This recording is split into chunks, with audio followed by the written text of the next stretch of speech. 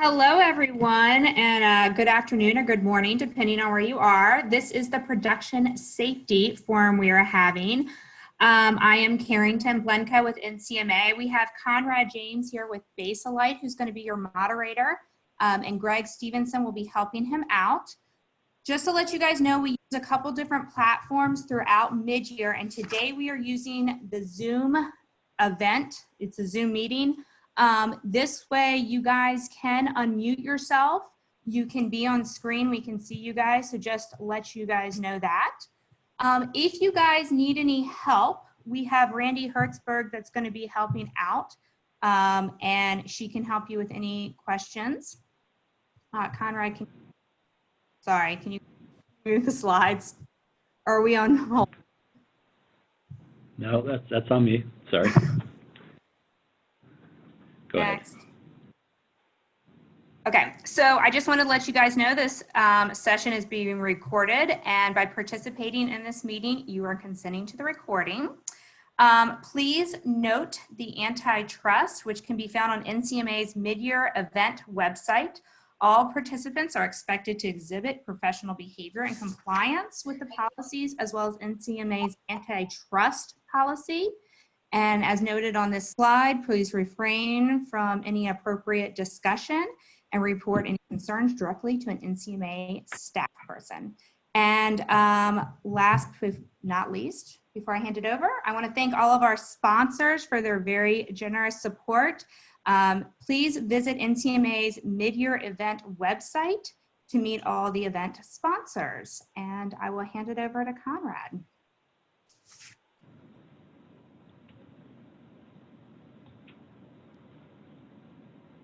All right. So to begin, there was a couple of topics that we talked about that get us excited in the EHS world, Greg.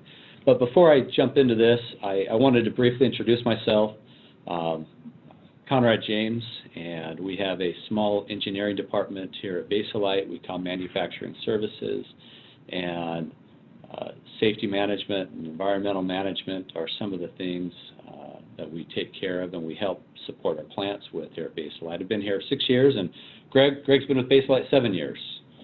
And so we're eager to share what we have today, because it's something that's helped us, but we really believe it's something that can really help the rest of the industry here. So there's 4 topics that we put out here, and there's an opportunity. We want this to be engagement here. I think the last time we did a forum meeting with the NCMA, it was much more Sunday school lesson and not Sunday sermon. So I want to make sure that this is a interactive forum and not just Conrad and Greg speaking to you. If you've got some comments to share, there's a tool inside of Zoom where you can raise your hand. You can make chat comments, and you can be unmuted and make some comments. Greg and I will stop periodically to check in and see how things are coming along. We've got three different poll questions, and if you've got that first poll question, Kayla, that we put out there that says, do you do Silica studies? Do you do that at your own? And how do you do those? And so if you'll just take a brief moment on you should have a screen that popped up here, and it'll show our poll questions out here and give you an opportunity to share what you do and how you do industrial hygiene studies. And what's super pertinent to us in this industry is Silica studies. So did that show up on your screen as well, Greg? It is. Nice. I could answer that. Excellent. Good job, Greg. But we'll give this, it's gone 45 seconds. Give it another 20 seconds here to see if anybody else wants to chime in and share what they do with Silica studies, whether they do them in-house or whether they contract it out. So a good warm-up poll too, by the way, all right? Because we've got 2 more coming, and so if you takes you a minute to try and figure out what's going on here, this is a good warm-up poll here. So, all right, so that's good. So we can end that right there. Thank you. And so overwhelmingly, right, we had, of the 20 people that we've got participating, we had 5 people respond back that said, hey, hygiene studies, we contract these out. And let me jump over to why I want to, some of the things that I want to talk about here. I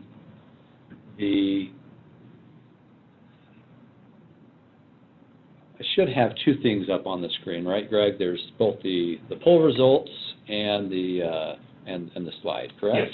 Yes. Good. And so everybody that chimed in, that participated in this brief poll, says we contract this out. And when I first started doing any kind of industrial hygiene studies, in particular dust and silica studies, there was this certain amount of bugaboos out there. I didn't understand it. What was the voodoo magic that was happening with hygiene studies? And so I think the hope that Greg and I share with you in doing hygiene studies is maybe we can pull away a little bit of the mystique from them. And what we've done at Baselite is we've taken hygiene studies in-house. We've purchased the pumps. We've even rented the pumps. But I wanted to share with you that industrial hygiene studies are doable in-house. You don't have to be a certified industrial hygienist in order to conduct them.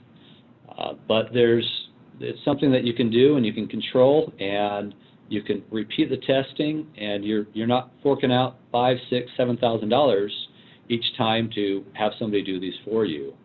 And so there's a couple of items here, and I happen to, this is one of the first studies that I'd conducted. I actually did this with a contractor, and you know, Greg might point out, if you would, Greg, some errors that I might have made. And there's one significant error that I consider it an error, something I would not do again. But when you see what's going on in this particular image, Greg, what wouldn't you do here if you were to conduct a hygiene study again? Oh, well, probably I wouldn't use a door roll of a cyclone, which is that item circled in red.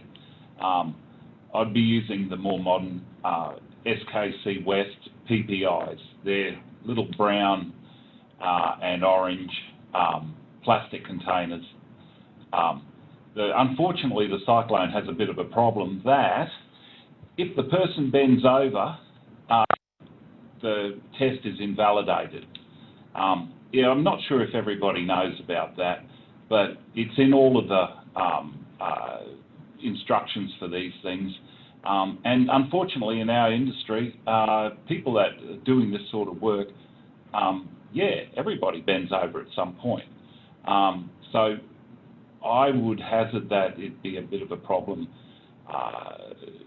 to justify some of these results. So one of the things that we will get to this on our next slide is share those PPIs. But what about this job? Why might you not test at this particular job? Oh, well. This task. Yeah, all right.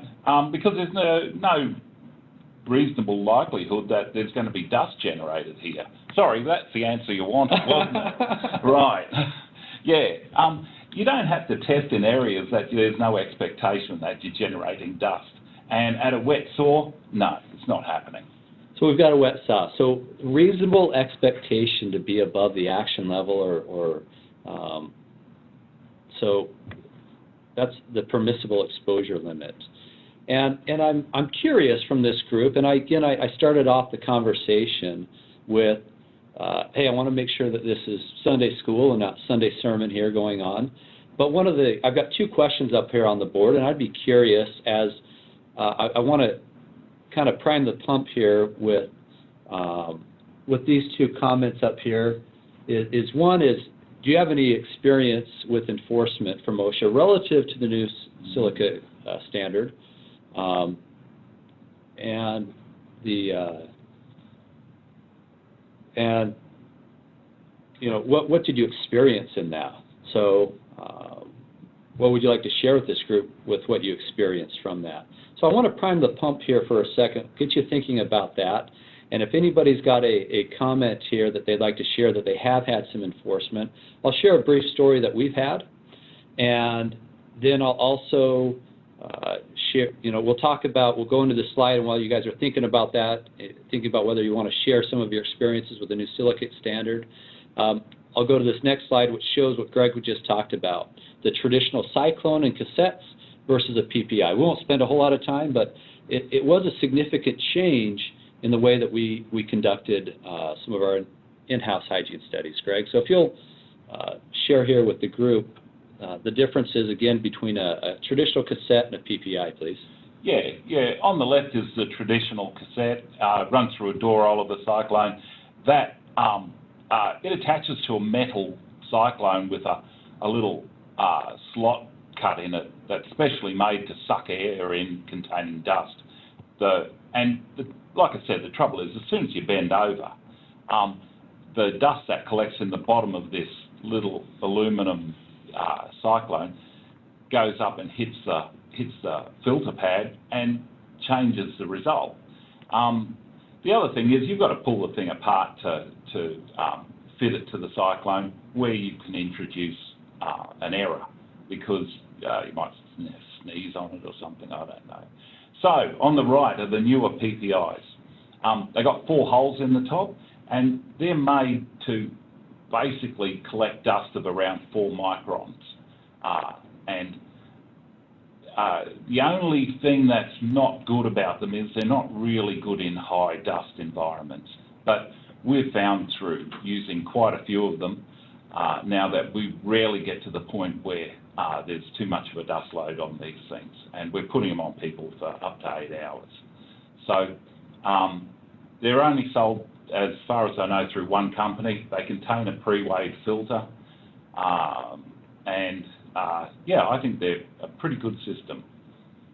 Yeah, so as far as the PPIs go, we spend a little bit more money on these, but in the end, we still haven't gotten to the point of spending on the same order of magnitude that we were by bringing in an industrial hygienist who would only do 3 or 4 tests at a time, and so we'd have to wait 3 to 6 weeks for test results, and before we determined if any engineering changes, any new engineering controls that we'd implemented had an impact. Mm-hmm. And so, and then also, this becomes costly if you do a test and you invalidate it because you find out later a guy jumped in and did something that tipped the cyclone upside down.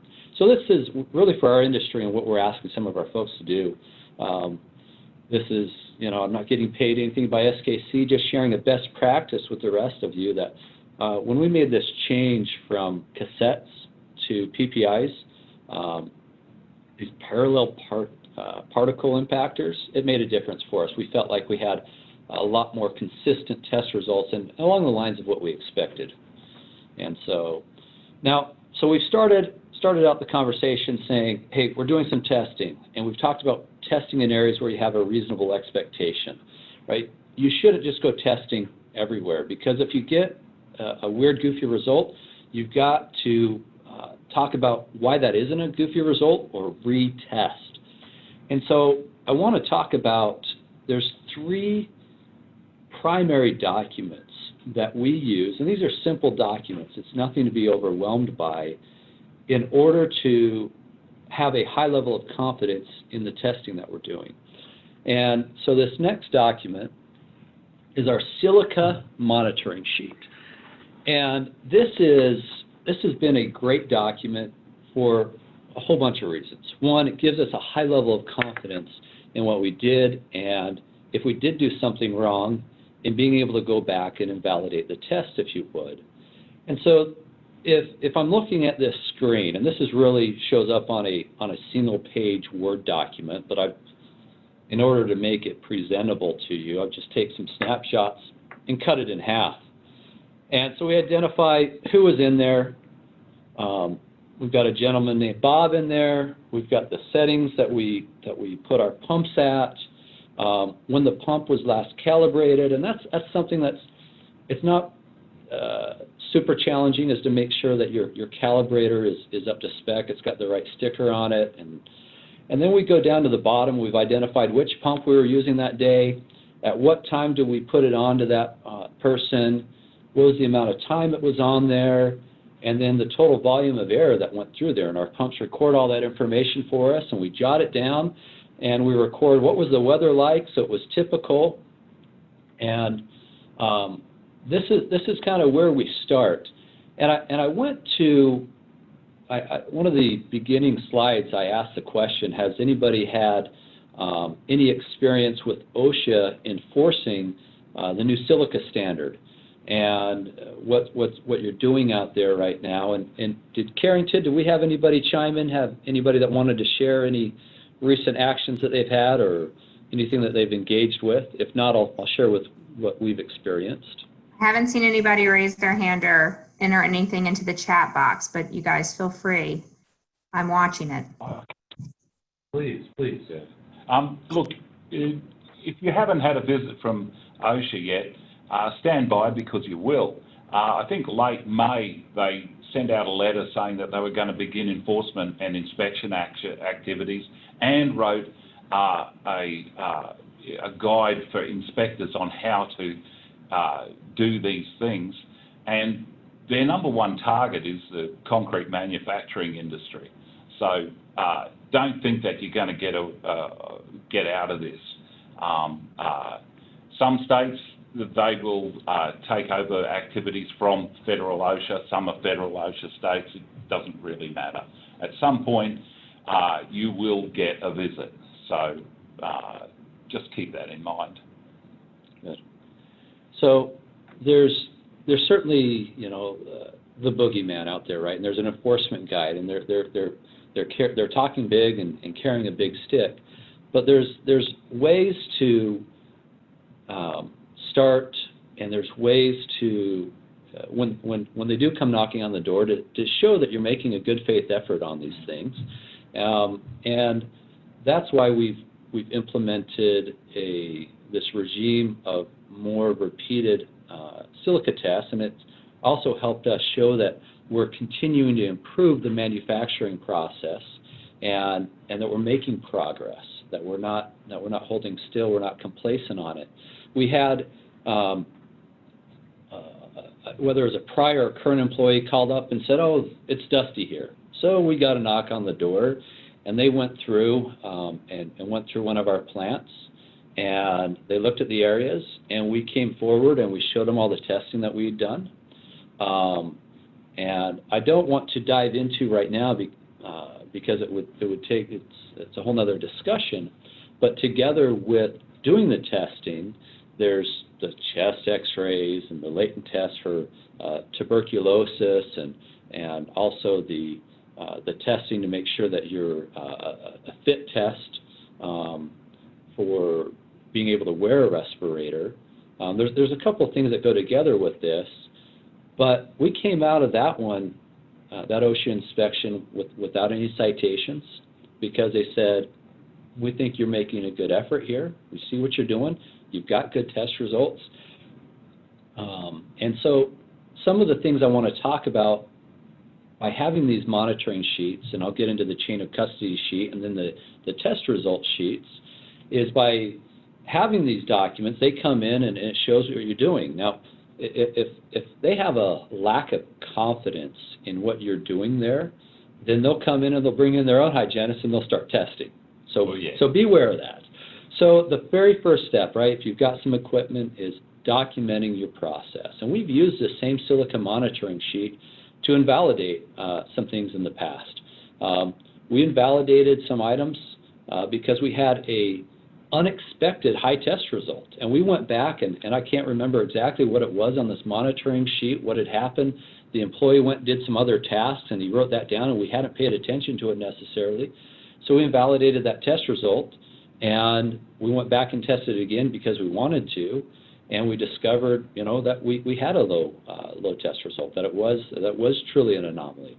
So creating this good documentation trail is a high value item.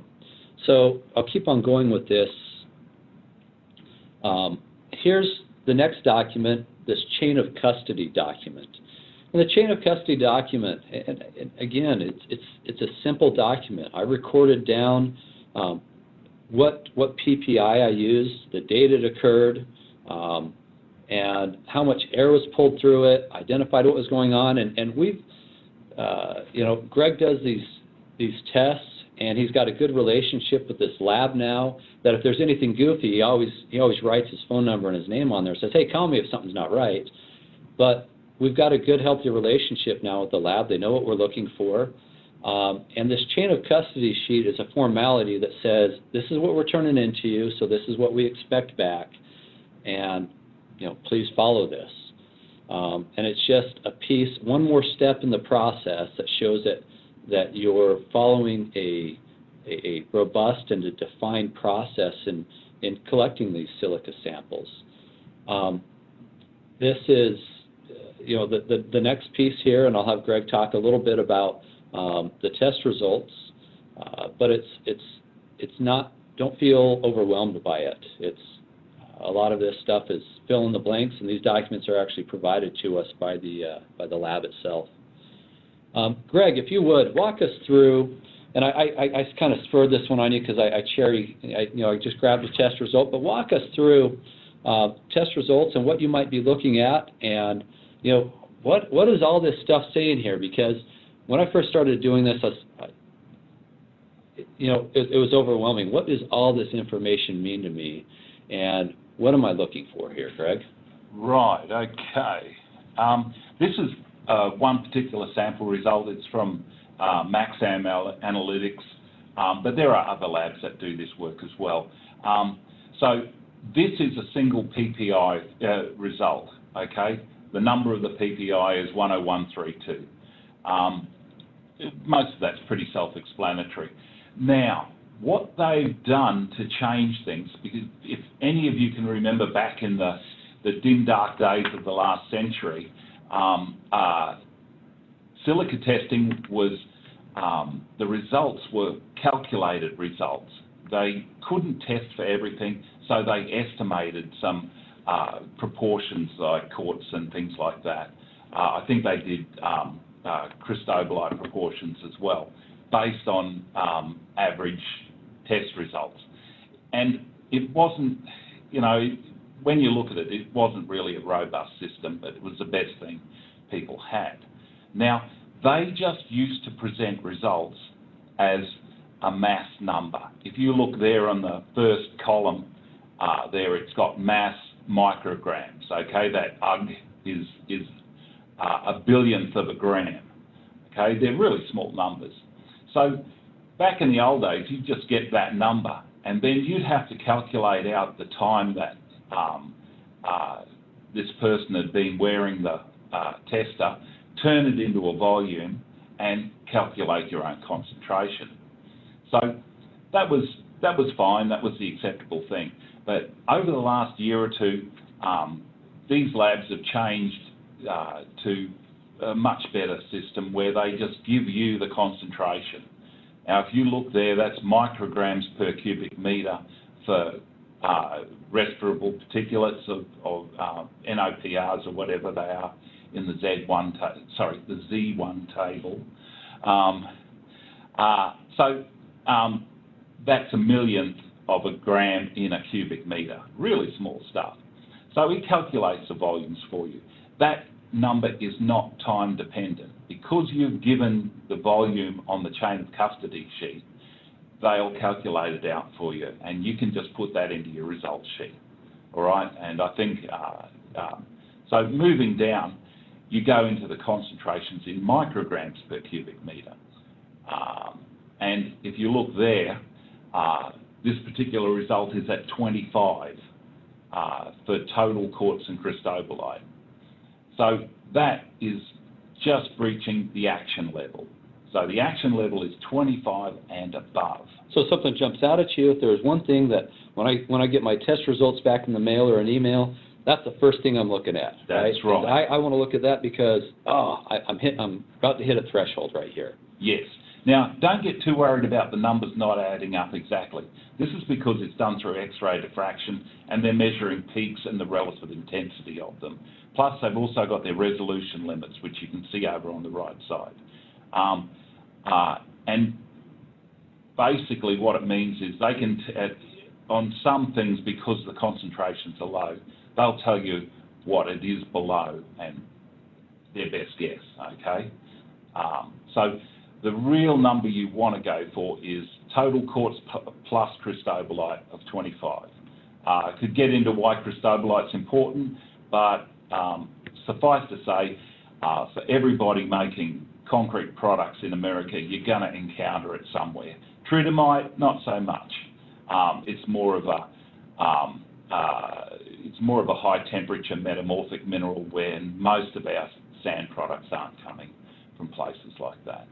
So cristobalite, yeah, and it's a lot worse for your lungs than quartz too. So 25 is the number. That's the one.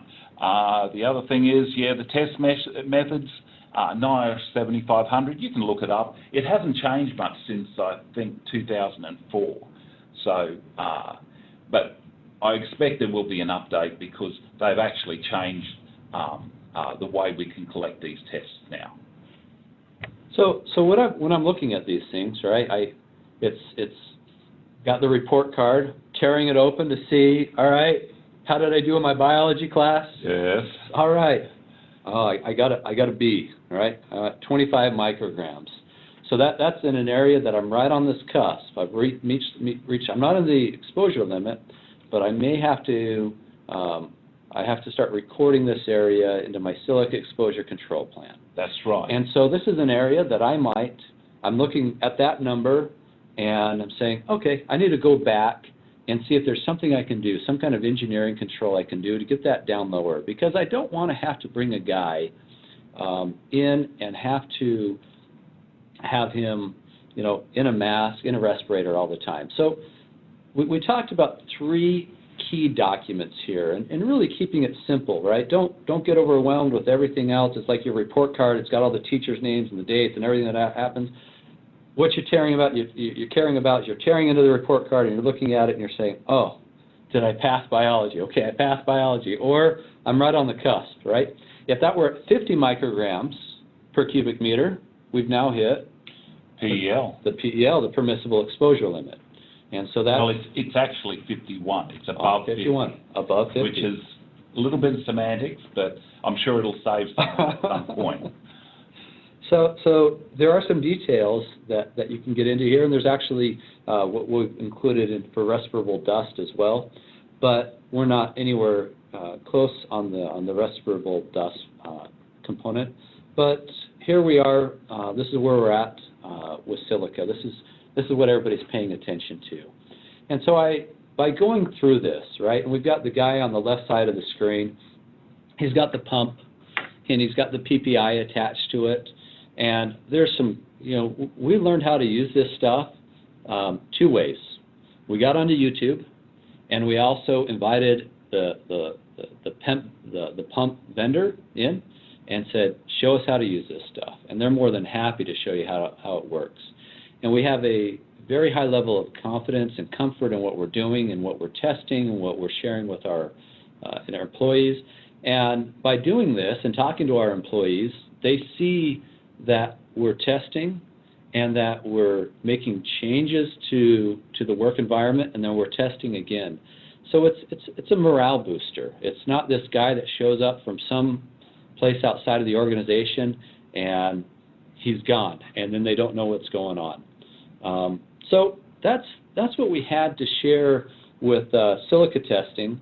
Before I got off of silica testing, were there any questions from the group? Anybody that wanted to ask anything about what we're doing, why we're doing it, or anything regarding the chain of custody, the monitoring worksheet, interpreting, test results, buying the equipment, and any questions in those regards?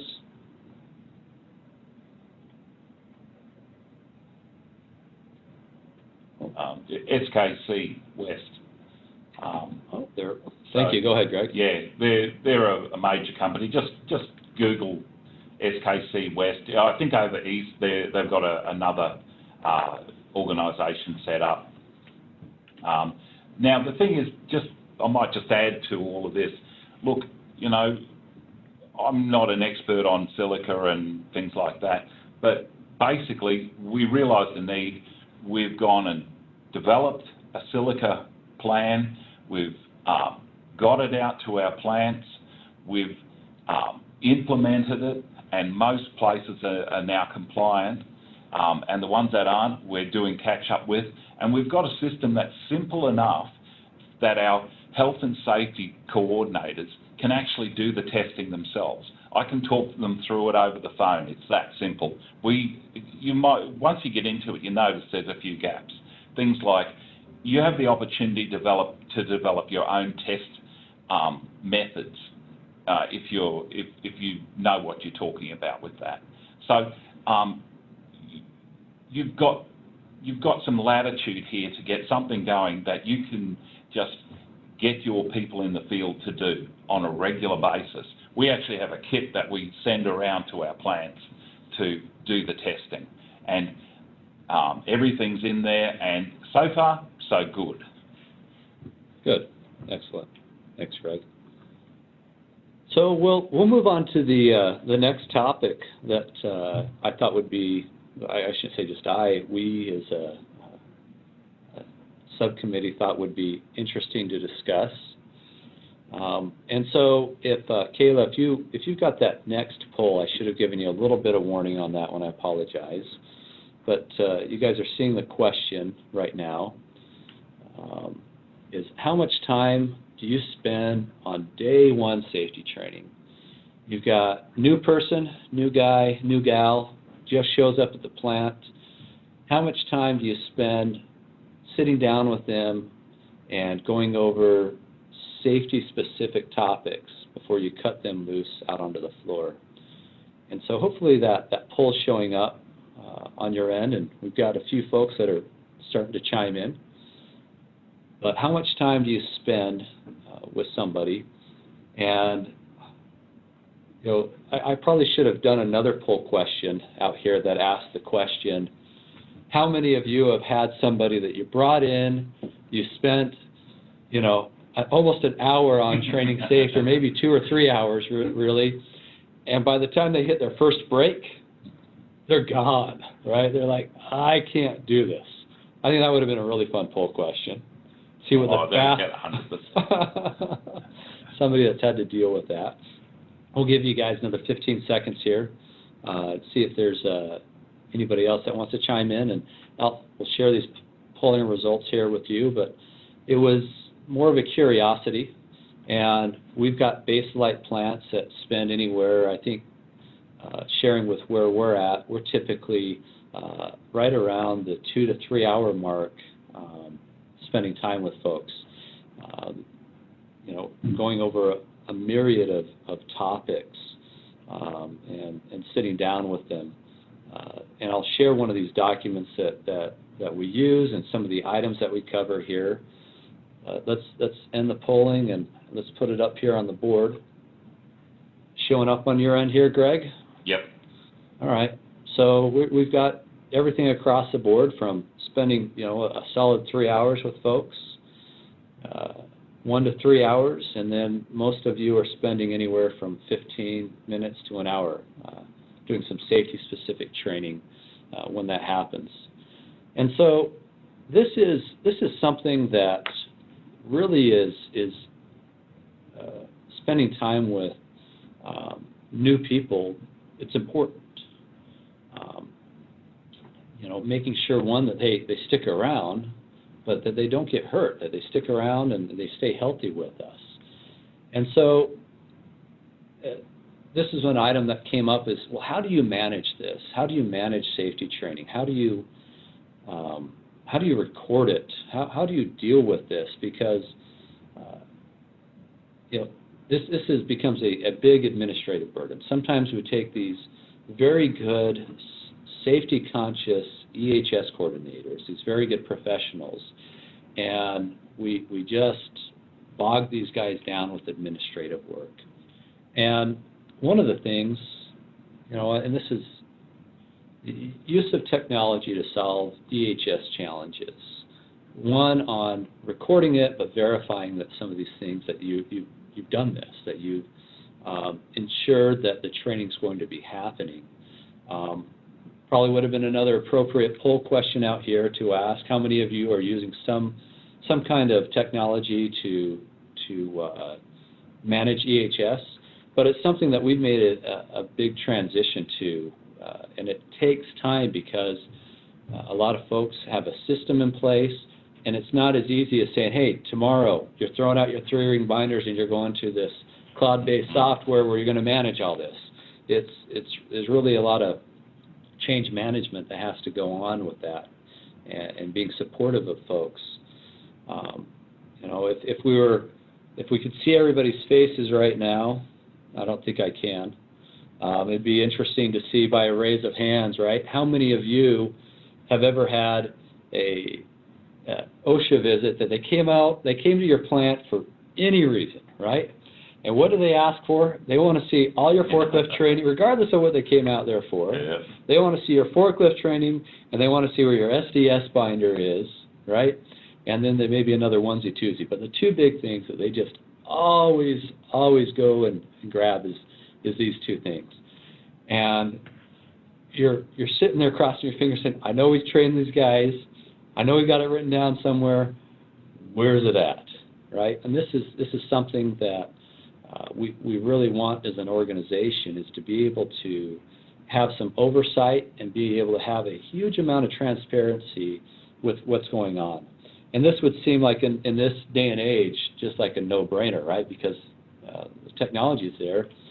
But the 3-ring binder was invented in the late 1800s, and I'll tell you what, it served us very well, right? And there's still a place for it. But I'm curious if anybody else is jumped on, and if anybody else has anything else that they'd like to share, where using some safety management software has really impacted their business, helped them have a higher level of confidence in what they're doing. Whether you want to unmute, to raise your hand, or send something out there. Anybody had anything in particular that they feel like something outside of 3-ring binder has helped them? I just wanted to give them a chance here instead of hearing from me constantly. Anybody? Anyone? Bueller? Anyone? No? All right. If something comes up, please chime in, but I'm showing an example of what we do with forklift evaluations and forklift certifications. And this is a program. This is a company. I've invited them in the past. They came to Salt Lake to the NCMA, and they had a table. They're called Basic Safe, and it's a program that we've jumped onto, really because it's simple, and really been something that's helped us out. And it's not just for forklift training. It's for going back and creating prompts for reevaluating your lockout process and your lockout procedures. Same thing that you see up here is I can say, hey, every year I want to go back and I want to make sure, and I'm going to recertify these guys that crawl into my mixer. If I've got one place inside of my plant that probably I want to make sure that I've just got an absolutely robust solution and that guys are following the lockout process 100% of the time, I want to know that my guys are following the right process for locking out that mixer. And certainly there's lots of other equipment that we want to follow up on, from wet side, dry side equipment, right? I mean, we can talk about cubers and splitters and block machines being just as important, but we include all these things inside of this database, which helps us stay on top of making sure that, one, a person is trained and that we've recertified them. And so this has been our best practice, and we'll continue to develop it. We're using the same thing for job hazard analyses. Some of the things we're not doing the job hazard analysis review on recertification on an annual basis. They're more on a 3-year basis, and some of them aren't necessarily defined just yet. But that helps us go back and look at, is the process still, the hazard controls that we've delineated, are they still appropriate? And so we're using this to help our managers be more aware of how folks are trained and how they're not trained. Looks like we've got somebody that just jumped in with a little chat. Try to give some quick answer here. Johnny Fasano, yeah, every other hire leaves. That's the frustration of day one training. I'm with you. That is that's a real challenge with new hires. Is, you know, sometimes it's a revolving door, right? And so, but fair comment, just something that had popped up. And reach out to Claire or I, and if there's some more information that some of you would like to know about the programs that we're using and the companies that we're using.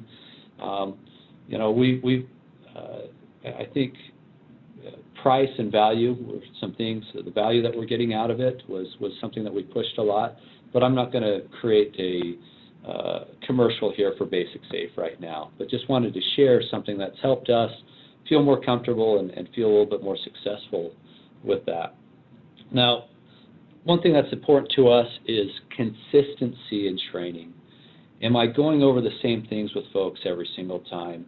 When I bring in a new guy, am I going through items and am I repeating it and giving him the same level of training that I gave the person before them?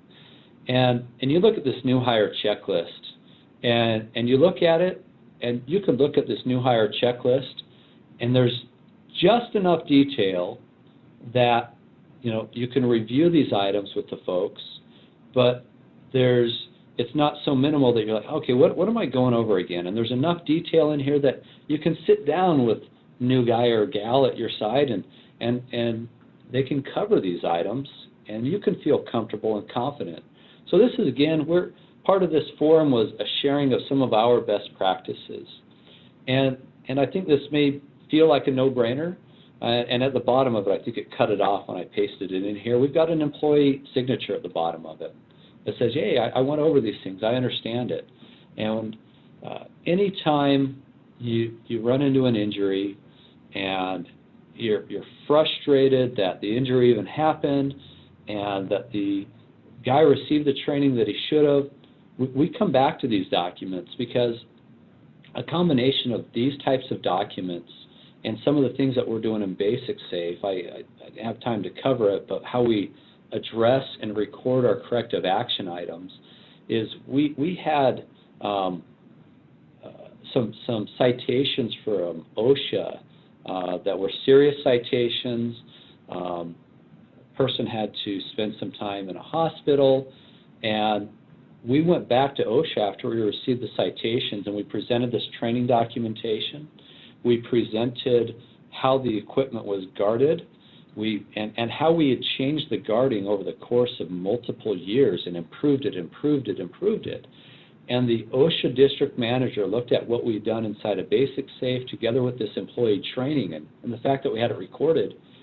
And he threw out immediately $18,000 worth of citations and said, this is independent employee action. I don't know what else you could have done. And we walked out of that room without any citations.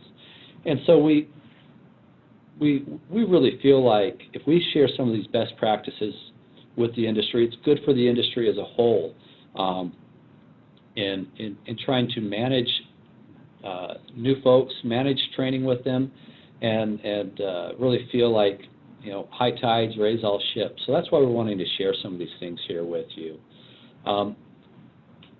In regards, those are the only things that I've got on training. We just wanted to share with you some programs, some software. We've used software to help us track employee training everywhere from new guy training to 30-year employee training, and make sure that 30-year guy, hey, we know that the guy can run the block machine in his sleep, but I want to make sure that I'm following up with him, you know, because that guy's also driving my forklifts, that guy's also locking out equipment, that he's doing everything that I want him to do. And so it's a use of technology to get us there, to make sure that we can sleep well at night, that folks are working safely and doing the things that we've asked them to do. So we're going to jump into this next slide, Kayla, and this is probably our next poll question. And there's these questions are up here. How do you handle soft tissue injuries? And this has been a fascinating one for me, these soft tissue injuries, because at one point I'd done an analysis where only a third of our injuries were these soft tissues, these strains, these sprains, these back pain type injuries. But it was accounting for 50 to 60% of our workers' compensation costs. And it was significant, because when somebody is out with a back injury, and it's hard when somebody's back hurts, it's hard, you can't see it. It's one thing if they've broken something, or heaven forbid they lose a finger, you can see it. But a strained shoulder, a strained elbow, a strained knee, that's a tough one to address, because you can't see it and only that person feels it. And so I was curious about how we address this one. I'll give another 15 seconds if anybody else wants to answer the poll here. But yeah, I put that very first one up on there, slap a steak on it. This wasn't a work-related injury, but I played basketball one night, and it called in and said, "Oh, I hurt my ankle." My boss said, "Slap a steak on it," right? So toughen up and get back to work, huh? And defer to a physician or clinic, use of a nurse helpline, send the employee home and hope they get better, right? These all very real scenarios. So I'm hoping you're seeing these results here, and I want to talk about what's that? Oh, it doesn't see it. I apologize. Now I'll share it. Yeah. Now they're seeing it. Okay. All right. So I wanted to talk about really these items and talk about what we have turned into a best practice now. And I'll be very surprised if what I want to get to with the nurse helpline, if your workers' comp carrier doesn't have something like this in place. There's, taking an employee to the side and saying, "Are you okay? What's going on?" Right? Because there exists a certain group of employees that I'm not convinced existed 5, 10, or certainly 20 years ago. There's talking to some of our long-term employees. There's when they hear about some of the injuries that we have at the plant, they're just like, "Really? Is that why that guy's not here today?" Right? And talking to somebody and making sure that they care is one thing, right? We don't want to just immediately, somebody comes and said, "Oh, my shoulder hurts," and say, "Okay, do you want to go to the doctor?" Right? We sit there and talk to them, what was going on, investigate it a little bit. Certainly, hey, do you want to go take the day off and come back and just see if you feel better tomorrow, right? And we get some people that take that. And at one point, we were getting a lot of these soft tissue injuries where immediately somebody would come in and would say, "Well, you want to go see the doctor?" And, "Oh, yeah, I'll go see the doctor," would be the response. And so you would get something that could have been treated otherwise, that one became costly, but also became a recordable or even a lost time injury. And depending on who the physician was, and how they treated some things. And I'm not going to jump into going out and visiting your local clinic. I'd wholly encourage that. Go meet your local physician, show them who you are, show them a video of your plant, tell them what you're about, and maybe you can avoid some of those recordable injuries and avoid some of those costs. But a best practice that I wanted to share with this group today was our nurse helpline. And this weekend, I got a phone call from one of our plant managers again, and he shared with me that somebody had a shoulder strain, and he talked to the employee. Actually, his EHS coordinator talked to the employee and said, "Hey, what's going on? I hurt this. I was pushing or pulling. I was lifting some stuff, and this hurts now," right? And he's like, I think I want to go see the doctor. Okay, well, the employee said he wanted to see it. But hey, would you be willing to make a phone call with me? And I'll put the nurse on the other end, and you're going to speak with a registered nurse, and she's going to evaluate what's going on with you and what's happening, and it's going to take the decision making out of my hands, and it's going to put it back into the hands of you and the nurse. And so he had this phone call, a conversation with the nurse, and she talked to him and said, hey, I've got a recommendation for you. Put some ice on it, take just some over-the-counter ibuprofen, and see if you feel better tomorrow. And the fact that this employee was getting this advice from a medical professional and not just a manager at the plant, he said, well, that's fantastic, right? He came back, he said, I felt great the next day. Just some strain on his body, right? Wasn't used to that particular amount of work. And right now, with where we're at, we get to the point that somebody wants to see a physician, and certainly if somebody's bleeding or there's some uncontrolled bleeding or obviously they need to see a physician, we don't stop them and say, hey, you need to talk to the nurse helpline. But really on these soft tissue injuries, we've had anywhere from a third, being half would probably be exaggerating it, but about a third of our cases where the nurse helpline gives them some self-care, and the employee is able to self-care these items, and he's back to work the next day, and he's following that treatment. We haven't had to do a modification to job duty. We haven't had lost time. We haven't had to write a recordable injury on our OSHA 300 log. This nurse helpline has been great. We just made a change to our carrier, and that created a change in who our nurse helpline was. So immediately, first thing I did is I called the nurse helpline, and I said, hey, I am not injured, and I don't have an injured employee, but I wanted to be able to make sure that the expectations that we had with our previous nurse helpline existed with you. And she walked me right through the process again and made me feel comfortable with this new group that we had.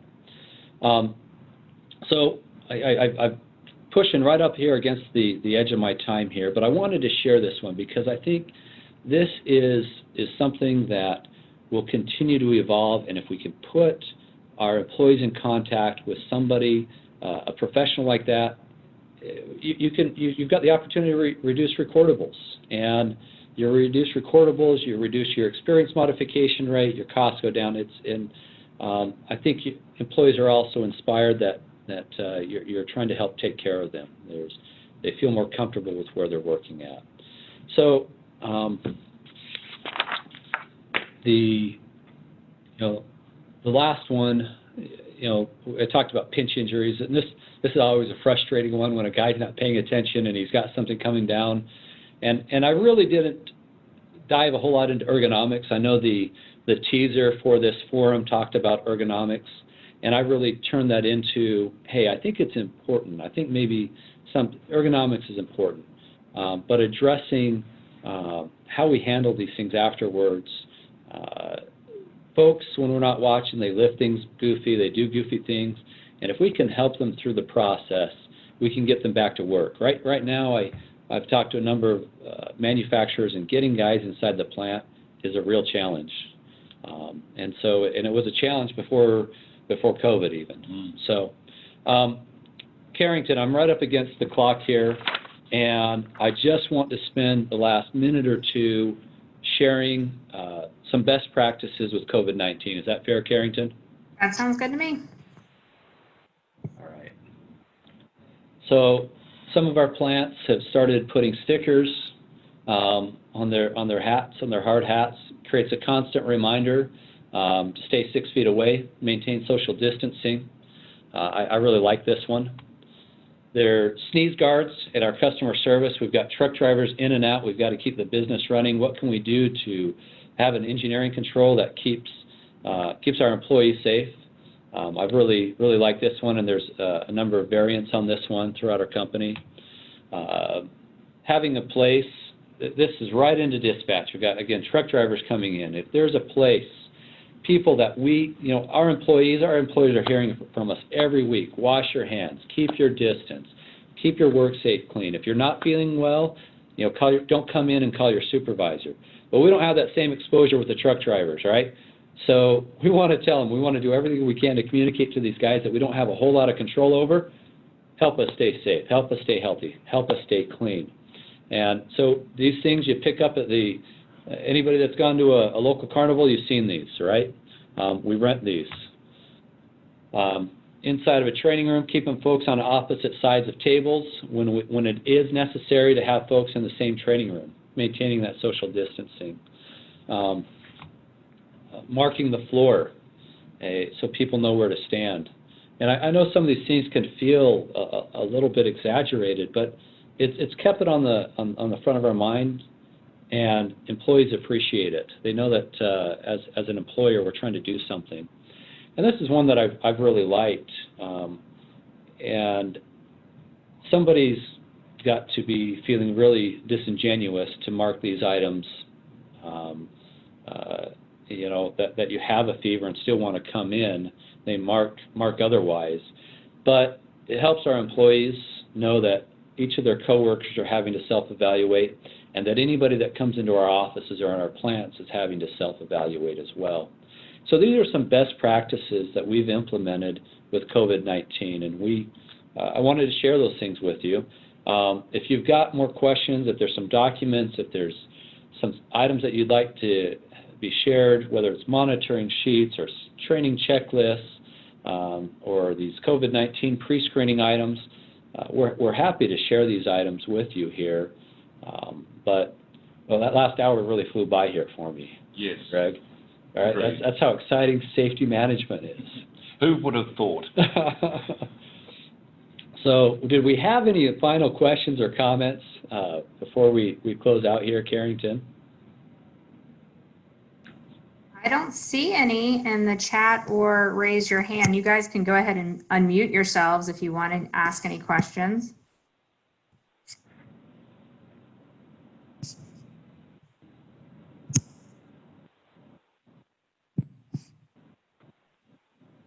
Okay, well, these are the next sessions that we have coming up that goes into the night with the social events. And I just want to thank Conrad and Greg for everything they did. You guys did a great job. And again, if you guys have any questions, you can send them my way. Can I send them to them, or you guys can email them directly? You guys have a great rest of the day. Absolutely. Thank you, Carrington. And thank you, everybody that participated and joined in on the call today. Stay well. Thank you. Be Goodbye. well. Yep. Bye, guys.